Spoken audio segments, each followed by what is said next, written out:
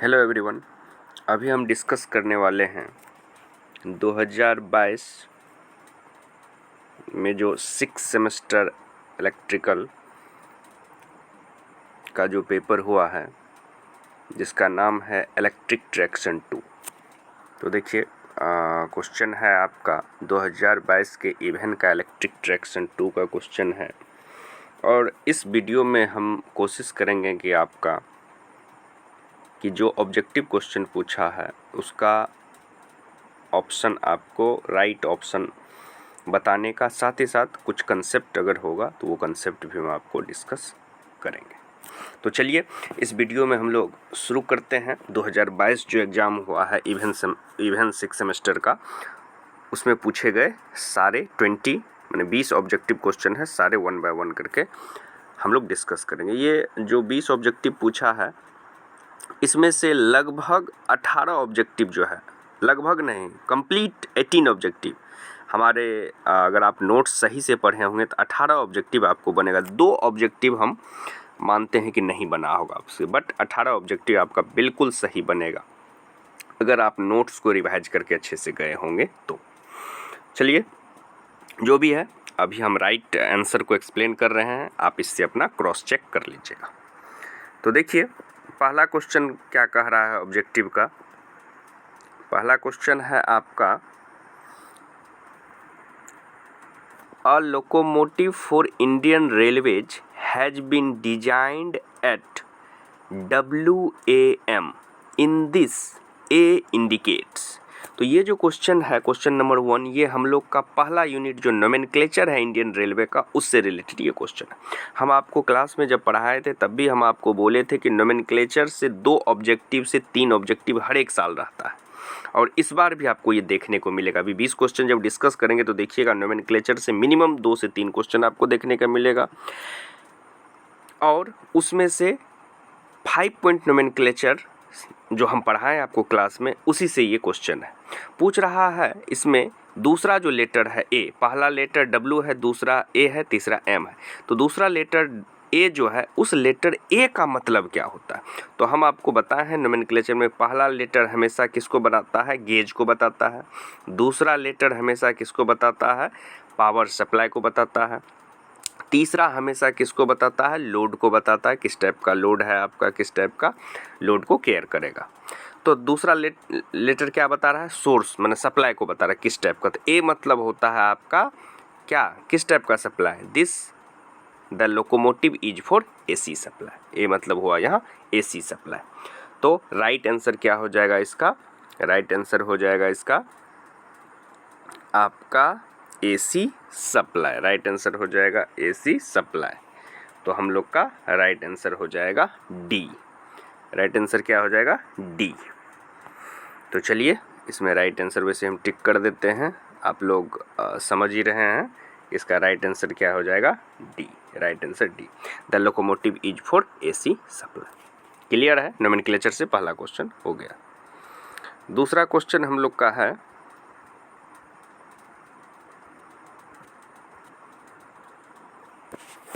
दूसरा क्वेश्चन जो हम लोग का देखिएगा वो क्वेश्चन क्या है। दूसरा क्वेश्चन है हम लोग का, ये भी देखिए दूसरा क्वेश्चन भी आपका नोमेनक्लेचर से ही है। देखिए दूसरा क्वेश्चन भी आपका किससे है? नोमेनक्लेचर। पूछ रहा which of the following indicates broad gauge mixed traffic service in Indian railway. तो 5 पॉइंट नोमेनक्लेचर में पहला लेटर तो गेज का है, दूसरा है आपका सप्लाई का, तीसरा है आपका ट्रैफिक कैसा, मतलब लोड कैसा है। तो पूछ रहा है कि which of the following indicate, यानी कि 4 ऑप्शन दिया, उसमें से कौन सा ऐसा इंडिकेट है जो आपको ब्रॉड गेज भी बताता है और ट्रैफिक किस टाइप का, मिक्स टाइप का ट्रैफिक सर्विस है जो इंडियन रेलवे में। तो पहला ऑप्शन जो है WAM, W मतलब हुआ ब्रॉड गेज, A मतलब AC सप्लाई, M मतलब मिक्स वर्जन 1।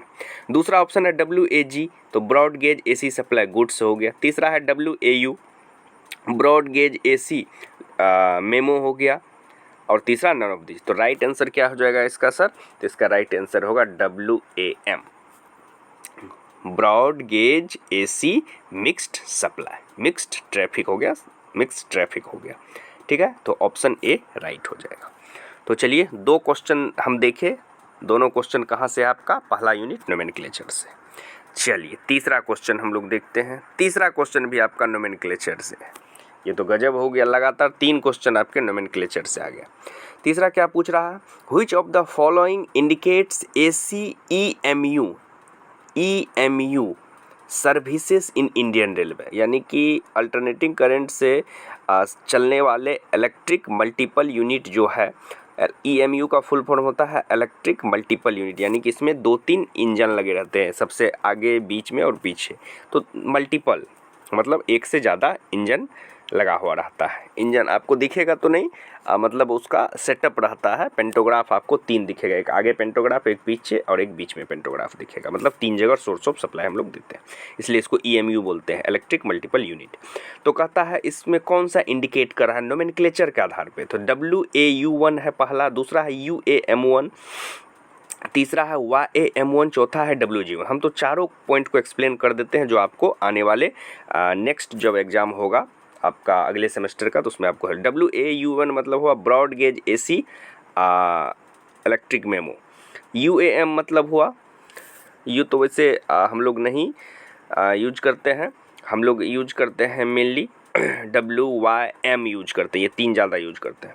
तो दूसरा छोड़ दीजिए। तीसरा YAM, Y मतलब हुआ मीटर गेज, A मतलब AC, M मतलब mixed, WAG broad gauge AC goods हुआ, गुड्स मतलब मालगाड़ी जिसको बोलते हैं गुड्स। तो राइट आंसर क्या हो जाएगा सर, इसका राइट आंसर होगा WAU1। तो 3 क्वेश्चन आपका लगातार पूछा है 2022 के एग्जाम में, और तीनों नोमेनक्लेचर से ही है आपका। चलिए नेक्स्ट हम लोग चौथा क्वेश्चन देखते हैं। चौथा क्वेश्चन बहुत ही इंटरेस्टिंग क्वेश्चन है, थोड़ा सा कंफ्यूजिंग भी है, तो थोड़ा सा इसको ध्यान रखिएगा। ये क्वेश्चन आपका किससे है, टैपिंग से है। किससे है ये क्वेश्चन, टैपिंग से है। तो टैपिंग मतलब ही होता है कि हम लोग जो डिजायर वोल्टेज चाहते हैं उसको हम लोग चेंज करते हैं।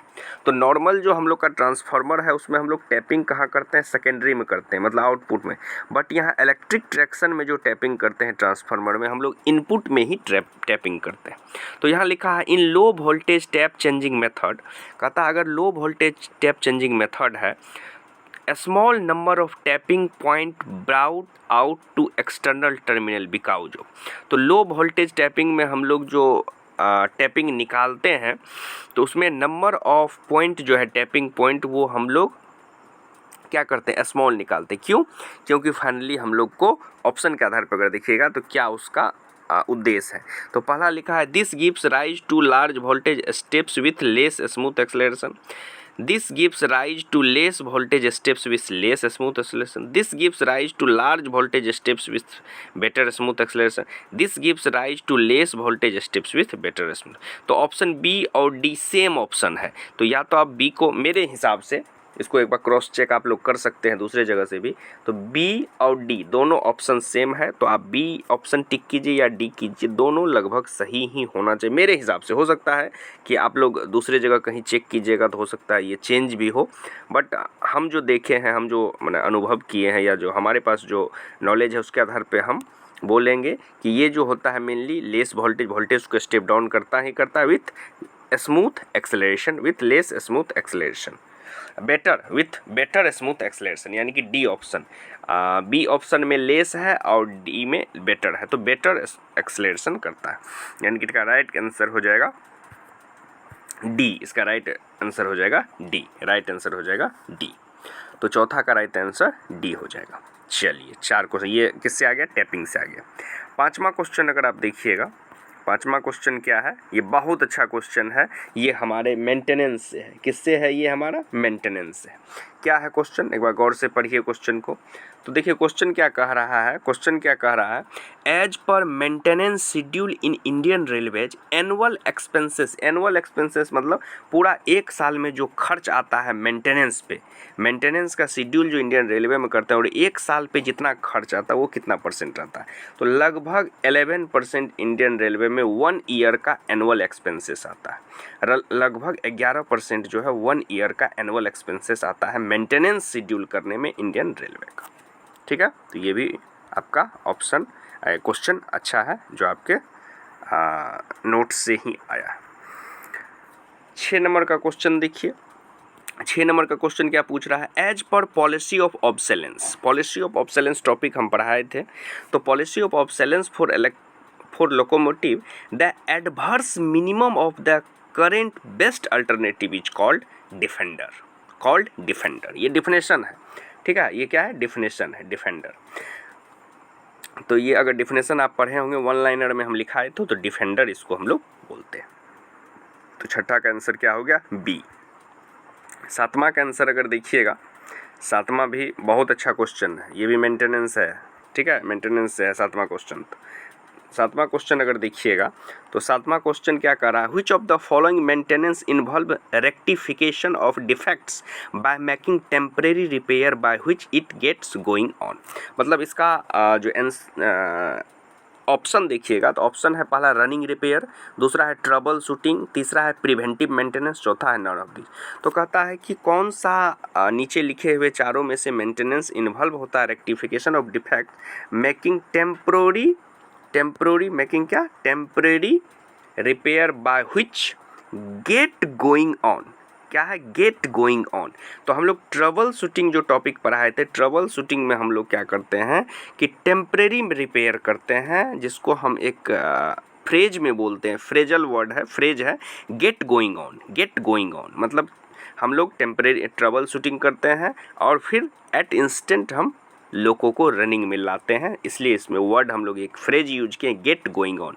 तो राइट ऑप्शन क्या हो जाएगा क्वेश्चन नंबर 7 का, बी, ट्रबल शूटिंग टॉपिक में आप जाके देखिएगा आपके नोट्स में, ये हम वर्ड लिखाए होंगे गेट गोइंग ऑन, जिसको हम लोग टेम्परेरी मेंटेनेंस में देखते हैं, जो ट्रबल शूटिंग के दौरान करते हैं। ट्रबल शूटिंग, एक लोको अगर 100 किलोमीटर चल रहा है तो हम लोग उस लोको को मतलब कि रनिंग के दौरान भी हम लोग ट्रबल शूटिंग जो आता है, जो उसको हम लोग दूर करते हैं with the help of trouble shooting chart. यानी कि हर एक ड्राइवर के पास ट्रबल शूटिंग चार्ट दिया हुआ रहता है, उस चार्ट को देख के वो जो रनिंग के दौरान जो फॉल्ट आता है उसको वो शूट करता है, मतलब उसको सॉल्व करता है और फिर ट्रेन को गेट गोइंग ऑन में कंटिन्यू बनाए रखता है। तो राइट ऑप्शन क्या हो जाएगा इसका, बी। 7 का राइट ऑप्शन बी। चलिए नेक्स्ट है 8वां क्वेश्चन। ये क्वेश्चन हम आपको डिस्कस किए हुए प्रीवियस ईयर का ये क्वेश्चन है, बस इसमें चेंज क्या है, यहाँ ऑल ऑफ दीज नहीं दिया है।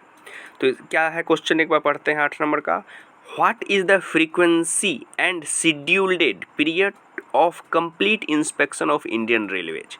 कहता है कि क्या है frequency and schedule period for complete inspection of Indian railway. तो हम आपको बताए थे 1 मंथ 2 आवर भी सही है, 2 मंथ 4 आवर भी सही है, 4 मंथ 8 आवर भी सही है, ईयरली 16 आवर। बट यहाँ ऑल ऑफ दीज रहता तो चारों टिक करते, नहीं है तो हमेशा हम किसको टिक करेंगे, 4 मंथ 8 आवर। 4 मंथ पे 8 आवर का अगर हम शेड्यूल करते हैं तो वो इंडियन रेलवे में सबसे ज़्यादा फ्रिक्वेंटली यूज होता है। तो ऑप्शन क्या हो जाएगा 8 का, सी। ऑप्शन 8 का क्या हो जाएगा, सी। 9 नंबर क्वेश्चन देखिए, बहुत अच्छा क्वेश्चन है। 9 नंबर क्या पूछ रहा है, which of the following relay is are overload relay. तो रिले जो हमारे पास है मेनली 3 टाइप का रिले है, electromagnetic type relay, induction type relay, thermal relay. तो ये सारा रिले का ही है। तो यहाँ ऑल ऑफ द एबव हो जाएगा। ऑप्शन क्या हो जाएगा, डी राइट आंसर हो जाएगा। ऑप्शन डी राइट आंसर हो जाएगा 9 नंबर क्वेश्चन का।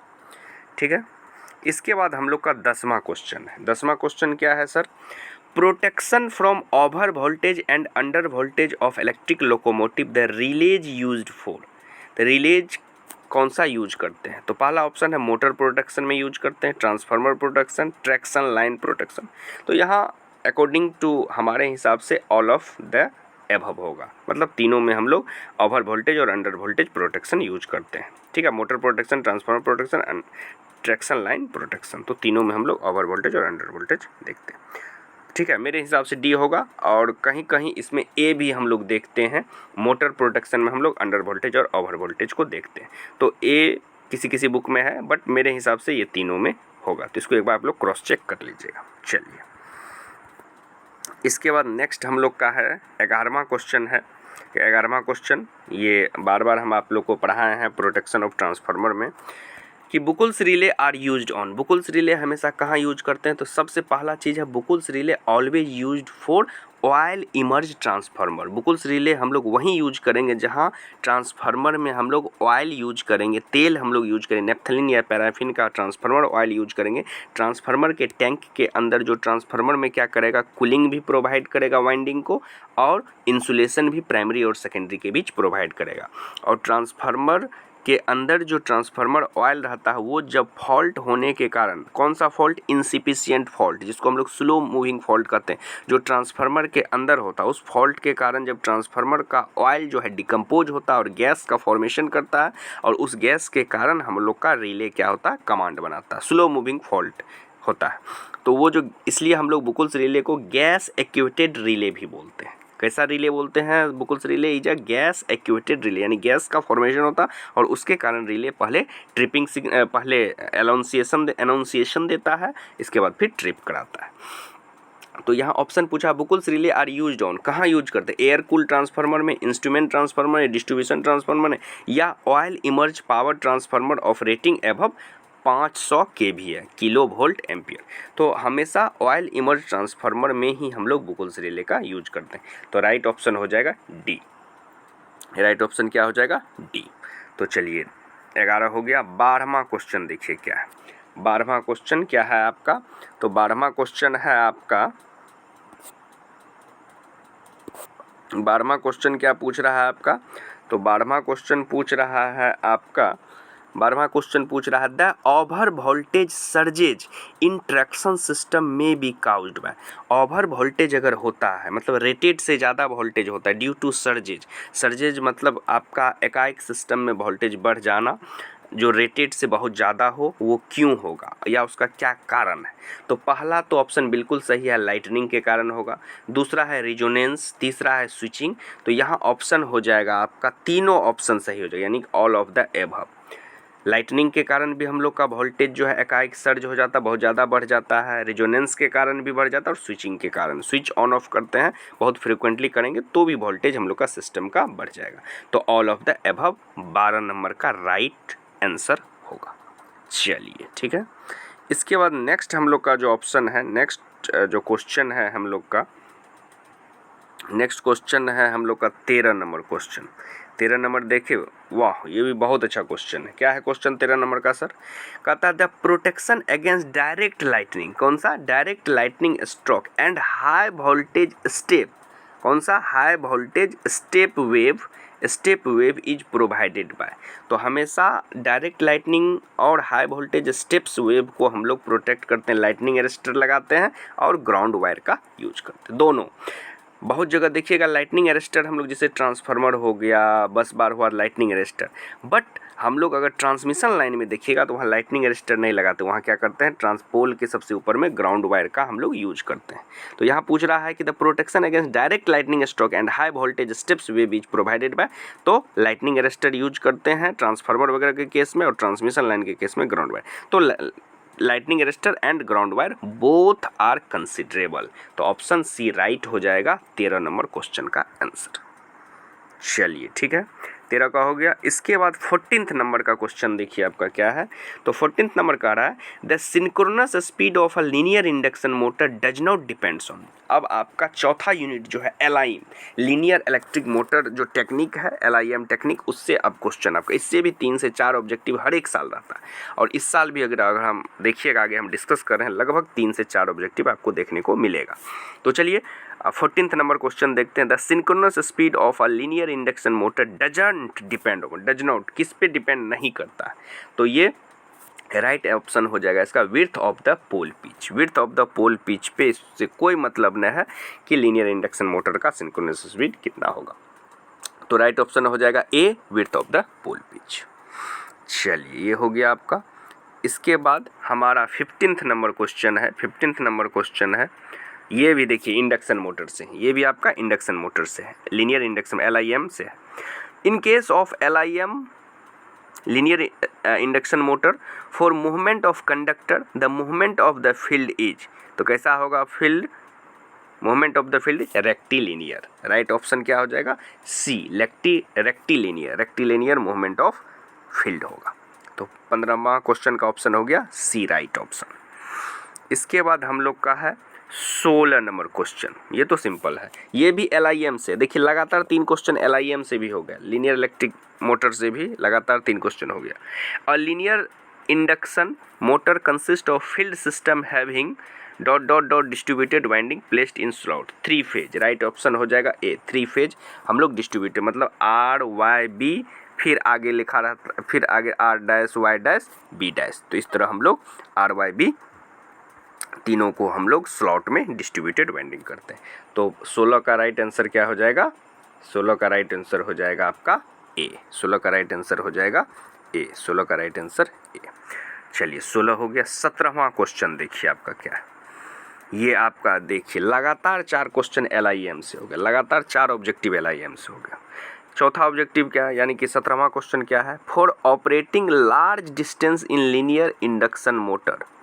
अगर large distance linear induction motor को आप यूज कर रहे हैं तो क्या होगा, पूछ रहा प्राइम। हमेशा लीनियर LIM टेक्निक में जो है, LIM टेक्निक जो यहाँ 2 सेक्शन रहेगा, एक रहेगा प्राइमरी सेक्शन और दूसरा रहेगा सेकेंडरी सेक्शन।